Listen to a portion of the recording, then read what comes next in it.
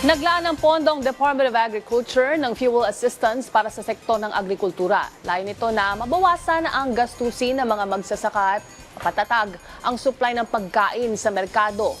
Yan ang report ni J.M. Thompson. Maglalaan ang Department of Agriculture ng kabuang 50 milyong piso na fuel assistance para sa halos 10,000 magsasaka sa bansa. Ngayon ay ongoing yung pamamahagi ng ating fuel subsidy sa mga apektadong mga magsasaka at mangingisda. Sa mga magsasaka natin na rehistrado sa RSBSA at may-ari o nagre-renta ng mga makinarya, sila po ay binibigyan ng ating DA ng 5,000 na fuel subsidy.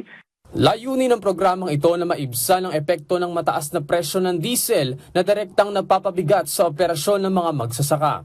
Ayon sa DA, tanging mga rehistrado sa Registry System for Basic Sectors in Agriculture ang maaaring makinabang sa nasabing tulong bilang bahagi ng mas maayos na pagtukoy at pamamahagi ng ayuda. Binigyan din ng ahensya na mahalaga ang agarang suporta para mapanatili ang sapat na produksyon ng pagkain at maiwasan ang posibleng pagtaas ng presyo ng mga pangunahing bilihin. Sa pamamagitan ng fuel subsidy, inaasahang mababawasan ang gastusin ng mga magsasaka at mapapalakas ang kanilang kakayahang magpatuloy sa pagtatanim sa kabila ng umiiral na hamon sa ekonomiya.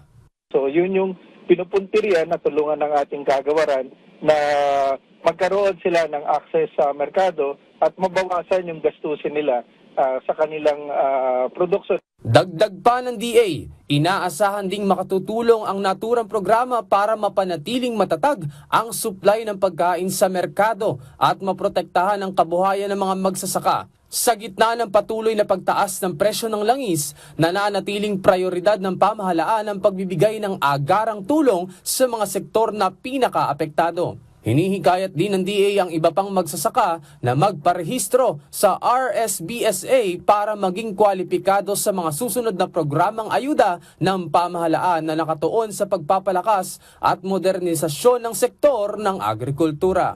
J.M. Thompson para sa Pambansang TV sa Bagong Pilipinas.